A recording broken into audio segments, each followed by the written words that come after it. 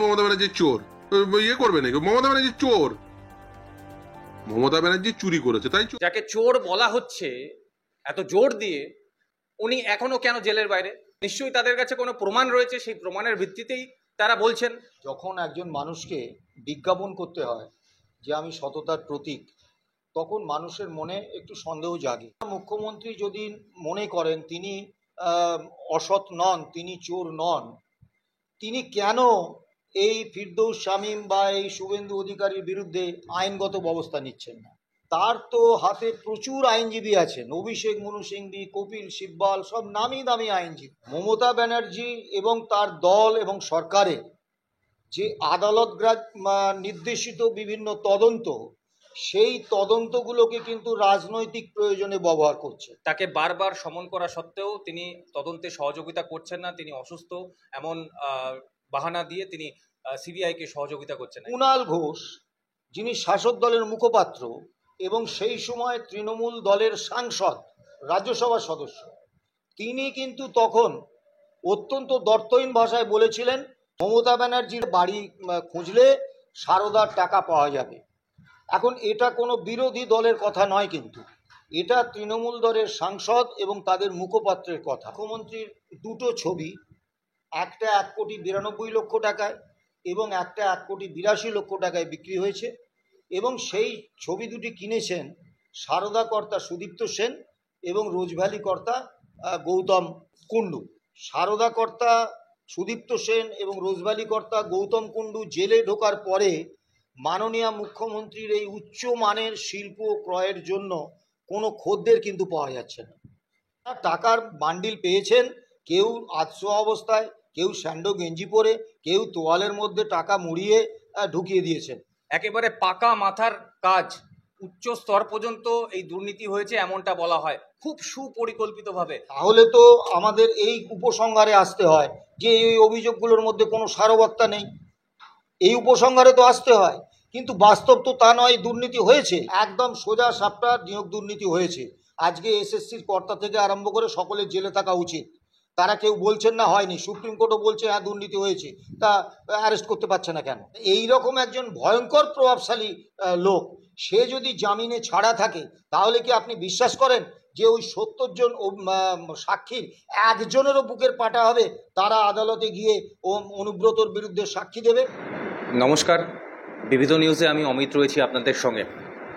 দেখুন, আমাদের চ্যানেলের ইন্টারভিউতে আপনারা অবশ্যই শুনেছেন, দেখেছেন যে আইনজীবী ফিরদৌস শামীম বারবার একটা কথায় জোর দেন, বারবার বলেন চোর মমতা, চোর মমতা, মমতা চুরি করেছে।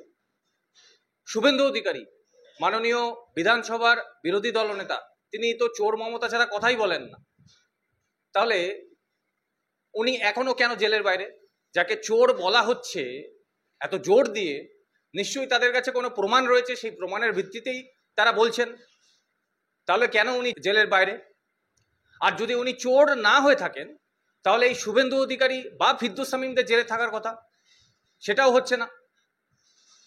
একদিকে চুরির দায়ে যদি দিল্লির মুখ্যমন্ত্রী, প্রাক্তন মুখ্যমন্ত্রী কেজরিওয়ালকে জেলে যেতে হয়, যদি ঝাড়খণ্ডের মুখ্যমন্ত্রী হেমন্ত সোরেনকে জেলে যেতে হয়, তাহলে মমতা ব্যানার্জি কেন বাকি থাকবেন যদি অভিযোগ সত্যি হয়?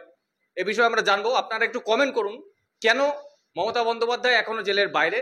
আপনারা কমেন্ট করুন। ততক্ষণ আমরা একটু স্যার রয়েছেন, শ্যামল কুমার মিত্র স্যার, মমতা বন্দ্যোপাধ্যায়ের বিরুদ্ধে এত অভিযোগ, কেন জেলের বাইরে? কি কারণে, ঠিক কি কারণ? দেখুন, আপনারা হয়তো জানেন যে আগে মমতা ব্যানার্জির নামের আগে সততার প্রতীক এই কথাটা লেখা হতো। তা পশ্চিমবাংলায় এর আগে অনেক মুখ্যমন্ত্রী হয়েছেন, বা ভারতবর্ষ অনেক মুখ্যমন্ত্রী হয়েছেন, প্রধানমন্ত্রী হয়েছেন, তাদের কাউকে গলায় প্ল্যাকেট ঝুলিয়ে ঘুরতে হয়নি যে আমি সততার প্রতীক। তা যখন একজন মানুষকে বিজ্ঞাপন করতে হয় যে আমি সততার প্রতীক, তখন মানুষের মনে একটু সন্দেহ জাগে। দ্বিতীয় বিষয়টা হচ্ছে, এখন কোথাও আপনি দেখতে পাবেন না অতি বড় তৃণমূল সমর্থকও বা অতি বড় মমতা সমর্থকও কোথাও লিখছেন যে মমতা হচ্ছে সততার প্রতীক। এখন মমতা ব্যানার্জির দলকেই ঠিক করতে হবে যে তৃণমূল কর্মী নেতা সমর্থকরাই কি আজ মনে করছেন না যে মমতা বন্দ্যোপাধ্যায় সততার প্রতীক নন? এটাই কি তারা ভাবছেন? এটা তাদের দলের বিশ্বাস। এবার আপনি বলছেন ফিরদৌস শামীম বা শুভেন্দু অধিকারী মমতা বন্দ্যোপাধ্যায়কে চোর বলছে। যে কোনো একজন মুখ্যমন্ত্রী সাংবিধানিক পদাধিকারী তাকে এ ধরনের মন্তব্য করা, এটাকে আমি সমর্থন করি। শুনতেও খারাপ লাগে। শুনতেও খারাপ লাগে। শামীম আমার ভাতৃপ্রতিম, শুভেন্দু অধিকারী তো একজন বিরোধী দলনেতা। আমরা এটাকে আমি অন্তত সমর্থন করি না। কিন্তু সমস্যা হচ্ছে যে প্রশাসন তো মাননীয় মুখ্যমন্ত্রীর হাতে, পুলিশ মাননীয় মুখ্যমন্ত্রীর হাতে, এবং সমস্ত মেশিনারি মাননীয় মুখ্যমন্ত্রীর হাতে। তা মাননীয় মুখ্যমন্ত্রী যদি মনে করেন তিনি অসৎ নন, তিনি চোর নন, তিনি কেন এই ফিরদৌস শামীম বা এই শুভেন্দু অধিকারীর বিরুদ্ধে আইনগত ব্যবস্থা নিচ্ছেন না? তার তো হাতে প্রচুর আইনজীবী আছেন, অভিষেক মনু সিংভি, কপিল সিব্বল, সব নামি দামি আইনজীবী। তিনি কেন তাদের দিয়ে এই শুভেন্দু অধিকারী, এই ফিরদৌস শামীমদের বিরুদ্ধে মানহানির মামলা করছেন না, বা তাদের বিরুদ্ধে অভিযোগ আনছেন না, এফআইআর করছেন না? বিষয়টা আমাকে বিস্মিত করেছে। এবং মজার ব্যাপার হচ্ছে এখন পশ্চিম বাংলায় একটা সাধারণ ধারণা তৈরি হয়ে গেছে। আপনি যে দুটো উদাহরণ দিলেন, যে কেজরিওয়াল যদি মুখ্যমন্ত্রী থাকাকালীন অবস্থায় গ্রেপ্তার হতে পারেন, যদি হেমন্ত সোরেনকে মুখ্যমন্ত্রী থাকাকালীন গ্রেপ্তার করা যেতে পারে, যদিও তিনি হেমন্ত সোরেন আগে পদত্যাগ করে নিয়েছিলেন, তারপর তাকে রাজভবনের গেট থেকে গ্রেপ্তার করা হয়, তাহলে মুখ্যমন্ত্রী আজও কেন গ্রেপ্তার হচ্ছেন না কেন? এইখানে একটা বিষয়, আজকে যারা বিজেপি করছেন, বিজেপির সমর্থক কর্মী, তারা কিন্তু নিজেদের মানে ভয়ঙ্কর ত্যাগ স্বীকার করে তৃণমূলের এই চরম সন্ত্রাস এবং পুলিশি সন্ত্রাসের বিরুদ্ধে দাঁড়িয়ে তারা তাদের দলকে ভালোবেসে রাজনীতিটা করছে। তাদের কিন্তু কোনো ব্যক্তি স্বার্থ নেই। ব্যক্তি স্বার্থের জায়গা থাকলে তারা বিজেপিটা না করে তৃণমূল করতেন। এবং আপনি জানেন, গাঁজা কেস থেকে আরম্ভ করে মহিলা কেস কিছু বাকি নেই। বিজেপির নিচের তলার প্রচুর কর্মী সমর্থক এই সব কেসে আজকে জেলের ভেতরে আছেন। এবং অনেক বিজেপি কর্মী সমর্থক তারা এই তৃণমূলের গুন্ডা বাহিনীর হাতে প্রাণটা দিয়েছেন, তাদের সম্পত্তি গেছে, অনেকে এখন গ্রামে ঢুকতে পারেন না।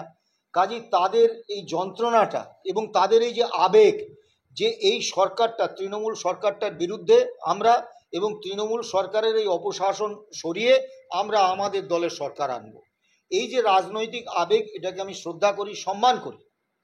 কিন্তু সমস্যা হয়ে যাচ্ছে যে নরেন্দ্র মোদী ভারতবর্ষের প্রধানমন্ত্রী এবং অমিত শাহ, তারা সর্বভারতীয় রাজনীতির প্রয়োজনে মমতা ব্যানার্জি এবং তার দল এবং সরকারের যে আদালত নির্দেশিত বিভিন্ন তদন্ত, সেই তদন্তগুলোকে কিন্তু রাজনৈতিক প্রয়োজনে ব্যবহার করছে, যেটা পশ্চিমবাংলার মানুষের মধ্যে, এমনকি বিজেপি কর্মী সমর্থকদের মধ্যেও একটা ক্ষোভের জন্ম দিচ্ছে।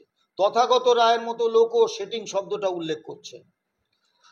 আমি আপনাকে কয়েকটা উদাহরণ দিই। সারদা মামলা কংগ্রেস নেতা আব্দুল মান্নান এবং সিপিএম নেতা বিকাশ রঞ্জন ভট্টাচার্য করেছিলেন, এবং সারদার সিবিআই তদন্তের নির্দেশ হয়েছিল।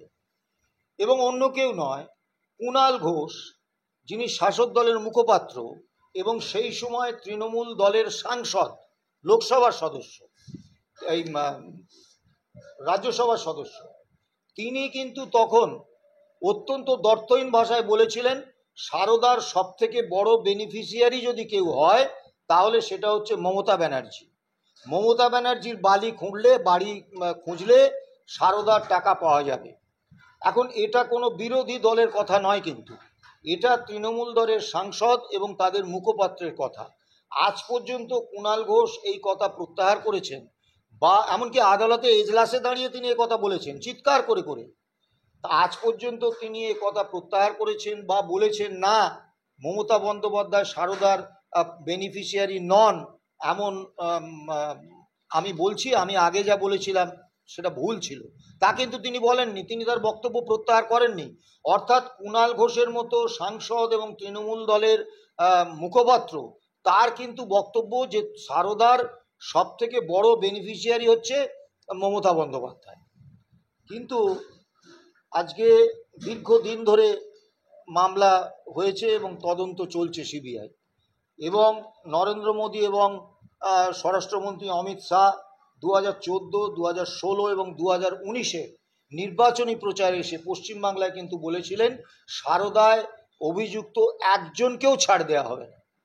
দুর্ভাগ্যের বিষয়, আজ পর্যন্ত সারদা, রোজভ্যালি, অ্যালকেমিস্টের তো আবার তৃণমূল সাংসদ কেডি সিংয়ের কোম্পানি, এই ধরনের চিটফান্ডগুলোর বিরুদ্ধে কার্যত সিবিআই তদন্ত কিন্তু কোনো উপসংহারে পৌঁছয়নি। তদন্ত এখনও চলছে এবং যারা মূল অভিযুক্ত, যারা মূল বেনিফিশিয়ারি, তারা কিন্তু মুক্ত ঘুরে বেড়াচ্ছেন এবং কেউ মুখ্যমন্ত্রী আছেন, কেউ মন্ত্রী আছেন, কেউ এমপি আছেন।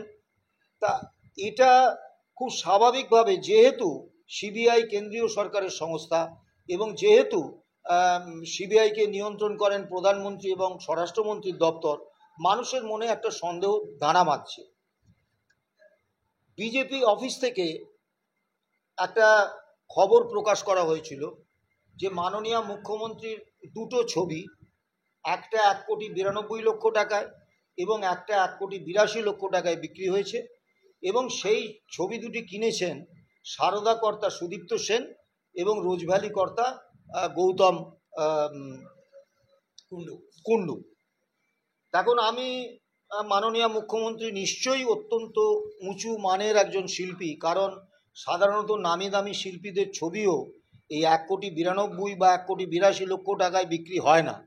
কাজেই ধরে নিতে হবে মাননীয় মুখ্যমন্ত্রী অত্যন্ত উচ্চ মানের একজন শিল্পী। কিন্তু সমস্যা হলো যে সারদা কর্তা সুদীপ্ত সেন এবং রোজভ্যালি কর্তা গৌতম কুণ্ডু জেলে ঢোকার পরে মাননীয় মুখ্যমন্ত্রীর এই উচ্চ মানের শিল্প ক্রয়ের জন্য কোনো খদ্দের কিন্তু পাওয়া যাচ্ছে না। এবং আরও মজার ব্যাপার, আমি এই কথাটা বলবো না যে যেহেতু সুদীপ্ত সেন এবং গৌতম কুণ্ডু প্রচুর মানুষের সর্বনাশ করেছেন চিটফান্ড ব্যবসায়, তাই তারা শিল্পবোদ্ধা হতে পারবেন না। তা বিজেপি রাজ্য অফিসে কিন্তু বলা হয়েছিল এটা মুখ্যমন্ত্রীর চেয়ারকে ব্যবহার করে একটা তোলাবাজি। এটা আমি বলছি না, বা এটা অন্য কোনো দল বলেনি, বিজেপি বলেছিল। এর বিরুদ্ধে সিবিআই তদন্ত হচ্ছে, কিন্তু আজ পর্যন্ত এই তদন্ত তো খুব দীর্ঘায়িত হওয়ার জায়গা নেই, কিন্তু আজ পর্যন্ত সেই তদন্তে কোনো রকম সুফল পাওয়া গেছে বা তদন্তের কোনো উপসংহারে পৌঁছেছে এরকম মনে হয় না। এবারে আমি আপনাদের নিয়ে যাব একটু পিছনে। অটল বিহারী বাজপেয়ী হচ্ছেন প্রধানমন্ত্রী, এল.কে. আদবানি তিনি হচ্ছেন লোকসভার এথিক্স কমিটির চেয়ারম্যান, এবং সেই সময়ে বঙ্গারু লক্ষণ ছিলেন বিজেপির সর্বভারতীয় সভাপতি, কেন্দ্রীয় মন্ত্রী। তা তার বিরুদ্ধে একটা তহেলকা.com-এর একটা অডিও বাজারে এলো, তাতে কাউকে বলতে শোনা যাচ্ছে যে বঙ্গারু লক্ষণ 1,00,000 টাকা ঘুষ নিয়েছে। এখন এই অডিওর কোনো ফরেন্সিক পরীক্ষা হয়নি, অর্থাৎ অডিওটা সত্য না মিথ্যে এটা কিন্তু তখনও জানা যায়নি। লোকসভার এথিক্স কমিটি লালকৃষ্ণ আদবানির নেতৃত্বে তারা বৈঠকে বসলেন এবং বসে সঙ্গে সঙ্গে সিদ্ধান্ত নিলেন যে বঙ্গারু লক্ষণের সাংসদ পদ খারিজ, তার বিরুদ্ধে এফআইআর হলো, তিনি জেলে গেলেন, তার মন্ত্রিত্ব গেল, তাকে বিজেপি সভাপতির পদ থেকে সরিয়ে দেওয়া হলো এবং তার রাজনৈতিক জীবনটা একেবারে শেষ হয়ে গেল। তখন সকলে লালকৃষ্ণ আদবানি এবং অটল বিহারী বাজপেয়ীকে ধন্য করেছিল যে নিজের দলের কেন্দ্রীয় কমিটির সভাপতি, সর্বভারতীয় সভাপতি, একজন কেন্দ্রীয় মন্ত্রী, তাকেও কিন্তু বিজেপি 1,00,000 টাকা ঘুষের অভিযোগ শোনার পর রেয়াত করেনি। এবারে আমি আপনাদের নিয়ে আসি 2016 সালের 14ই মার্চ রাজ্য বিজেপি অফিসে বিরাট জায়ান্ট স্ক্রিন টাঙিয়ে বিজেপির পক্ষ থেকে একটা ভিডিও প্রকাশ করা হলো, এবং সেই ভিডিওটাও কিন্তু সেই একই তহেলকা.com-এ। সেখানে তৃণমূলের লোকসভার 6 জন সাংসদ, রাজ্যসভার 2 জন সাংসদ, একজন শীর্ষ আমলা, তিনি হচ্ছেন সৈয়দ মোহাম্মদ হোসেন মির্জা, একাধিক নেতা মন্ত্রী, এরা কিন্তু তাদেরকে দেখা গেল পরিষ্কার তারা 5 থেকে 10 লক্ষ টাকা, কেউ স্যান্ডো গেঞ্জি পরে, কেউ গামছায় তোয়ালেতে মুড়িয়ে টাকা নিচ্ছেন। এবং এটা জায়ান্ট স্ক্রিনে দেখানোর পরে প্রধানমন্ত্রী 2016 নির্বাচনে প্রচারে এলেন এবং তিনি বললেন যে এই নারদার এর একজনকেও ছাড়া হবে না, আমি শেষ থেকে ছাড়ব। এখন এক্ষেত্রে কিন্তু কোনো সিবিআই তদন্ত বা কোনো আদালতের নির্দেশের কোনো প্রয়োজন ছিল না। এখন প্রধানমন্ত্রী নরেন্দ্র মোদী এবং এথিক্স কমিটির চেয়ারম্যান হচ্ছেন লালকৃষ্ণ আদবানি লোকসভা। স্বাভাবিকভাবে এথিক্স কমিটি বসবে লালকৃষ্ণ আদবানির নেতৃত্বে, তারা বঙ্গারু লক্ষণের উদাহরণটা সামনে রাখবেন এবং লোকসভার 6 জন এবং রাজ্যসভার 2 জন সাংসদের সঙ্গে সঙ্গে সাংসদ পদ খারিজ হবে, তারা গ্রেপ্তার হবেন এবং তারা জেলে যাবেন, তাদের বিরুদ্ধে মামলা চলবে।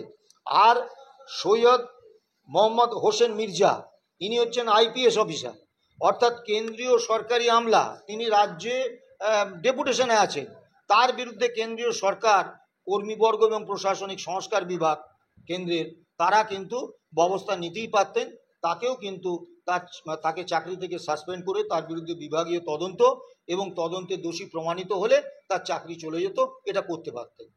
এবং তাহলে কি হতো, কার্যত তৃণমূল দলটাই কিন্তু উঠে যেত, কারণ 6 জন সাংসদ, 8 জন মোট রাজ্যসভার লোকসভা মিলিয়ে এবং একজন শীর্ষস্থানীয় পুলিশ কর্তা, তাদের যদি জেলে যেতে হতো এবং তাদের সাংসদ পদ খারিজ হয়ে যেত, তাহলে যে রাজনৈতিক অস্থিরতার মুখে তৃণমূল পড়তো, তাতে যে রাজ্য মন্ত্রিসভার যে মন্ত্রী এবং নেতারা এই নারদকাণ্ডে টাকা নিয়েছিলেন তারাও কিন্তু বিপদে পড়তেন। স্যার আমি একটু যোগ করে দিই, এই নারদ স্টিং অপারেশন যে সাংবাদিকের হাতে হয়েছিল, অর্থাৎ ম্যাথিউ স্যামুয়েল, তাকে বারবার সমন করা সত্ত্বেও তিনি তদন্তে সহযোগিতা করছেন না, তিনি অসুস্থ, এমন বাহানা দিয়ে তিনি সিবিআইকে সহযোগিতা করছেন না, এটাও আমি যোগ করে দিলাম। এবার বলুন।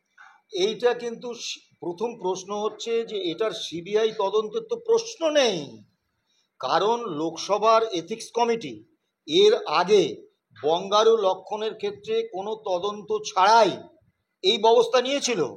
তাহলে যে রাজনৈতিক দল তার নিজের সর্বভারতীয় সভাপতি এবং কেন্দ্রীয় মন্ত্রীর বিরুদ্ধে মাত্র 1 লক্ষ টাকা ঘুষ নেয়ার একটা অপ্রমাণিত অভিযোগে, একটা অডিও ক্লিপের উপর ভিত্তি করে তার সাংসদ পদ কেড়ে নিতে পারে, তার মন্ত্রিত্ব কেড়ে নিতে পারে, তার সভাপতিত্ব পদ কেড়ে নিতে পারে, তাকে জেলে পাঠাতে পারে, তাহলে একই যুক্তিতে লালকৃষ্ণ আদবানি আর একবার এথিক্স কমিটির বৈঠক ডাকবেন এবং সেই বৈঠকে তৃণমূলের 6 জন লোকসভার সাংসদ এবং 2 জন রাজ্যসভার সাংসদ তারা জেলে যাবেন, তাদের সাংসদ পদ খারিজ হবে।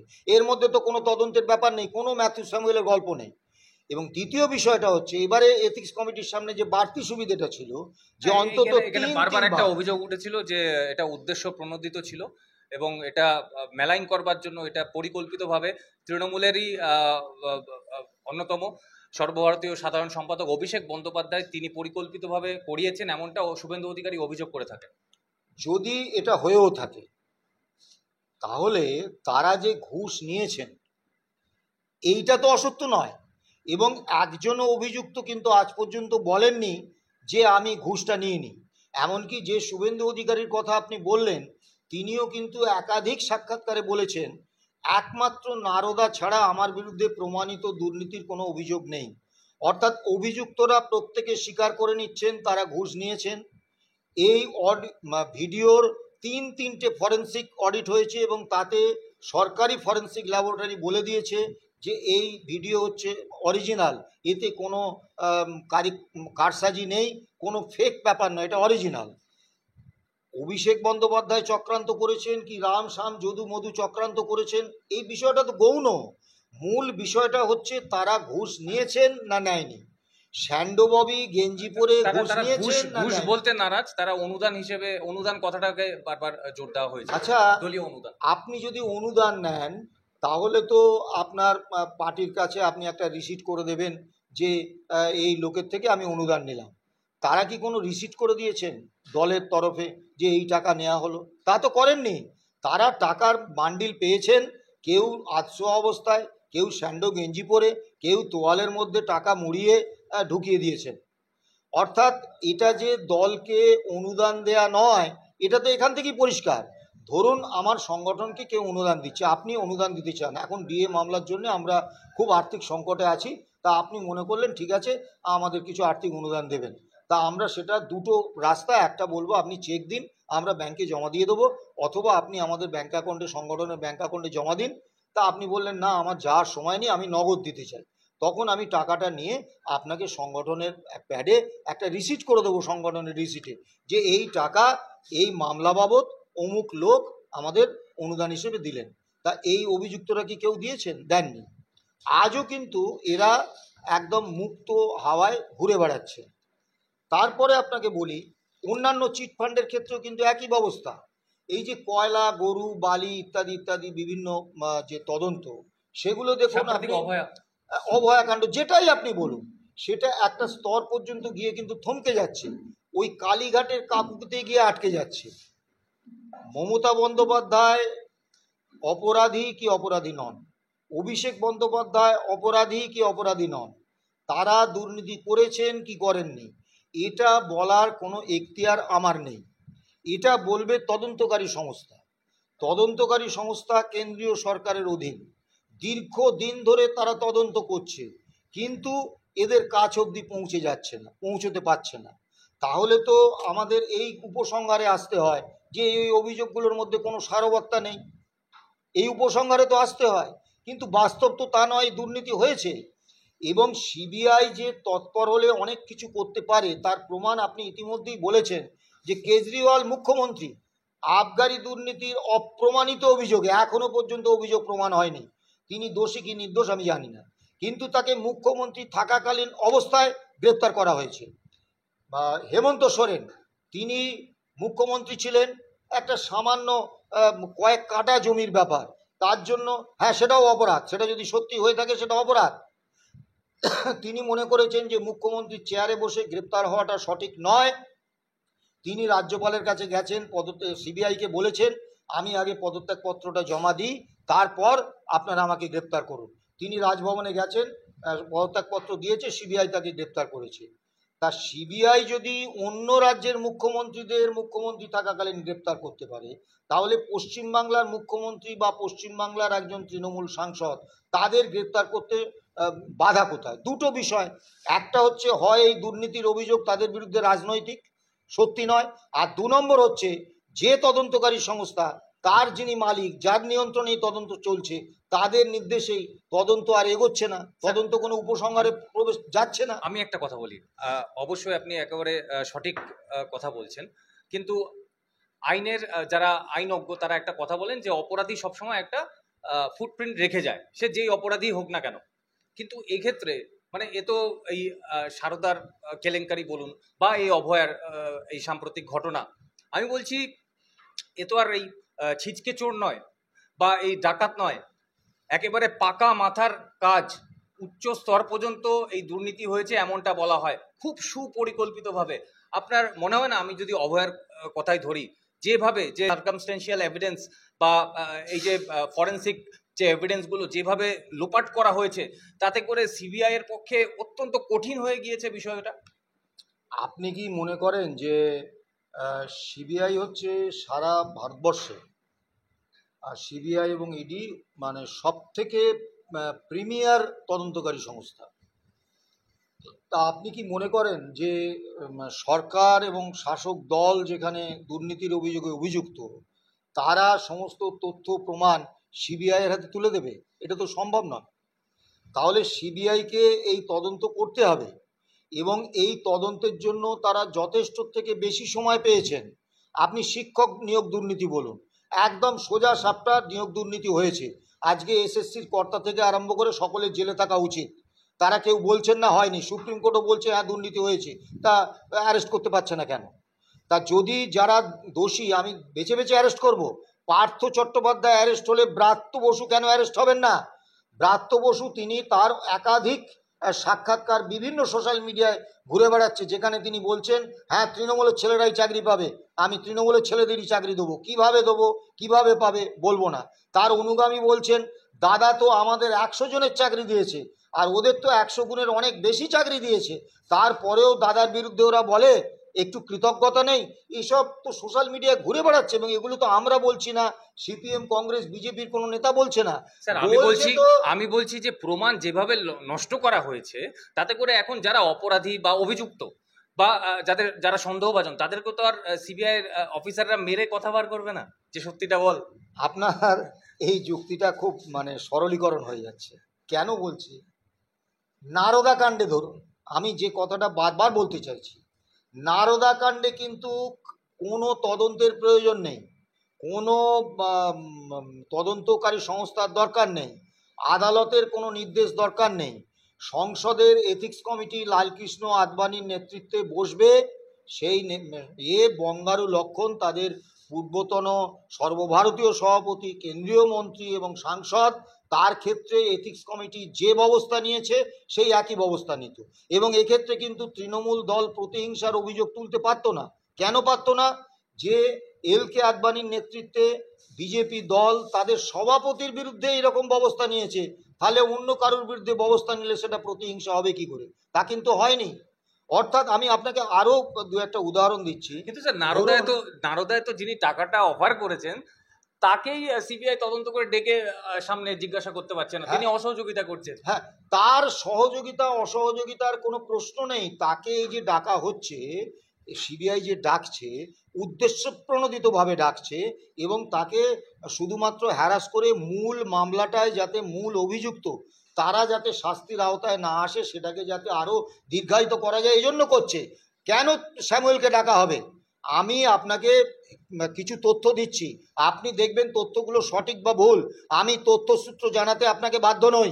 শ্যাম ম্যাথুয়েল তিনি ভিডিও করেছেন, সাক্ষাৎকার ভিডিও করেছেন, এবং সেই ক্লিন অপারেশন সেটা ফরেন্সিক পরীক্ষায় প্রমাণিত হয়েছে, এটা সত্যি। এখানে এই ম্যাথু স্যামুয়েল আর আসে কোথা থেকে? তার তো আসারই কথা নয়। তুমি দেখবে যে এই ভিডিওটা সঠিক না ফেক, এই ভিডিওটা এডিটেড না একদম সঠিক। যদি সঠিক হয়, এই ভিডিওটা যদি অরিজিনাল হয়, তাহলে তার বিরুদ্ধে, এবং অভিযুক্তরা প্রত্যেকে স্বীকার করেছেন, হ্যাঁ আমরা নিয়েছি টাকা। কিন্তু ভিডিওটা কোন উদ্দেশ্যে করা হয়েছে সেটা তো ওনাকে জিজ্ঞাসা করতে হবে। যে উদ্দেশ্যেই হোক, ঘুষ হচ্ছে সবসময় ঘুষ। ধরুন এই যে বিভিন্ন মানে সিবিআই বা ইডি বিভিন্ন ফাঁদ পেতে অপরাধীদের ধরে, ঘুষ দিতে যাবে, কথা হয়ে আছে, যে ঘুষ দিচ্ছে তাকে ট্র্যাক করে তাকে নিজেদের কনফিডেন্সে নিয়ে এসে অপরাধী ধরছে, তাহলে তো এগুলো বন্ধ করে দিতে হয়। এ তো হয় না। কাজী এখানে ম্যাথু স্যামুয়েল কোনো ব্যাপার নেই। আমি আপনাকে সাম্প্রতিক একটা উদাহরণ দিই। অনুব্রত মণ্ডল তিনি জামিন পেয়ে গেলেন, সিবিআই জামিন আটকানোর কোনো চেষ্টা করলো না। নতুন করে এখনো পর্যন্ত অনুব্রত মণ্ডলের আবার তাকে জেলে ভরার জন্য, তার জামিন খারিজ করার জন্য সিবিআই আজ পর্যন্ত কোনো আবেদন করেনি। বীরভূমে অনুব্রতর বিরুদ্ধে 70 জন সাক্ষী আছেন, এবং অনুব্রত একজন পুলিশ অফিসারকে তার মা তার স্ত্রী তুলে ওইভাবে মানে কুৎসিত ভাষায় গালাগালি করার পর, হুমকি দেওয়ার পরও তিনি একবারে সসম্মানে সশরীরে ঘুরে বেড়াচ্ছেন। তার টিকিটি ছোঁয়ার ক্ষমতা মমতা বন্দ্যোপাধ্যায় নেই। তা এইরকম একজন ভয়ঙ্কর প্রভাবশালী লোক, সে যদি জামিনে ছাড়া থাকে, তাহলে কি আপনি বিশ্বাস করেন যে ওই 70 জন সাক্ষীর একজনেরও বুকের পাটা হবে তারা আদালতে গিয়ে অনুব্রতর বিরুদ্ধে সাক্ষী দেবে না? তাহলে সিবিআই তো অত্যন্ত মানে কৌশল করে অনুব্রত মণ্ডল যাতে শাস্তি না পায় তার ব্যবস্থাটা করে দিয়েছেন, অনুব্রত মণ্ডলের জামিনে কোনো আপত্তি না করে, এবং অনুব্রত মণ্ডলকে আবার জেলে ঢোকানোর জন্য কোনো রকম আবেদন না করে। এটা তো জলের মতো সোজা।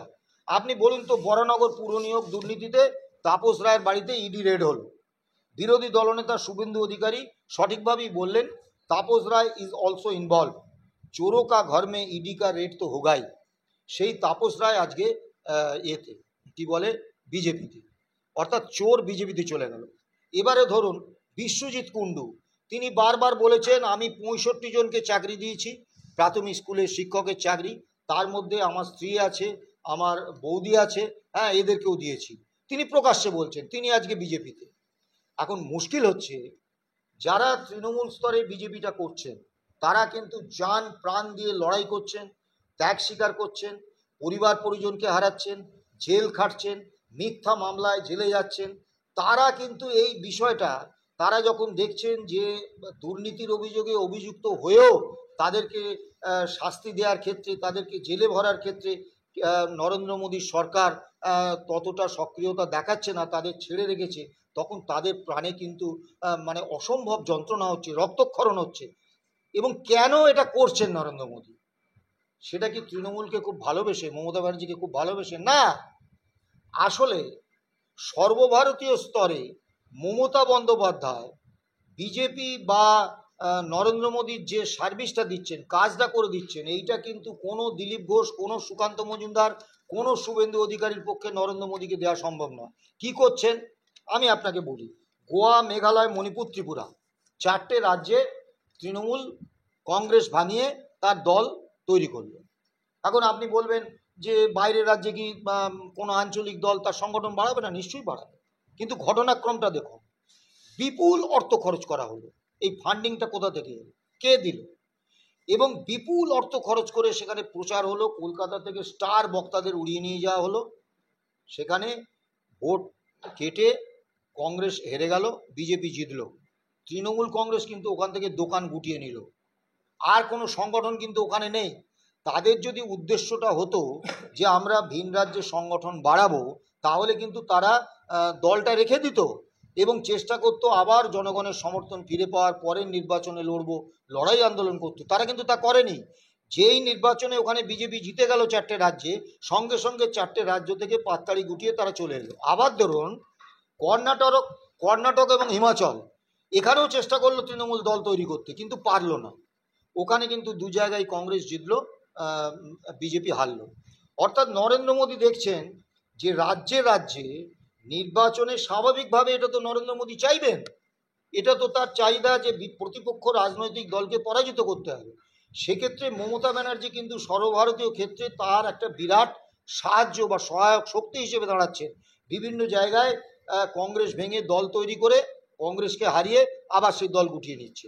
আবার দেখুন 67টা বিল এসছে কেন্দ্রে, প্রত্যেকটা বিলে কিন্তু আপনি দেখুন তৃণমূল কংগ্রেস হয় ওয়াকআউট করেছে, সংসদের বাইরে এসে নরেন্দ্র মোদী এবং অমিত শাহের বাব্বা বন্ধ করেছে, কিন্তু সংসদের বিরুদ্ধে ভেতরে তার বিরুদ্ধে ভোট দেয়নি। এই যে সিএ নিয়ে এত কথা বলেন মমতা বন্দ্যোপাধ্যায়, সিএ নিয়ে কিন্তু যখন ভোটাভুটি হয় তখন কিন্তু তৃণমূল কংগ্রেস সেই ভোটে কিন্তু বিজেপির বিরুদ্ধে ভোট দেয়নি, তারা ওয়াকআউট করে বেরিয়ে এসছে।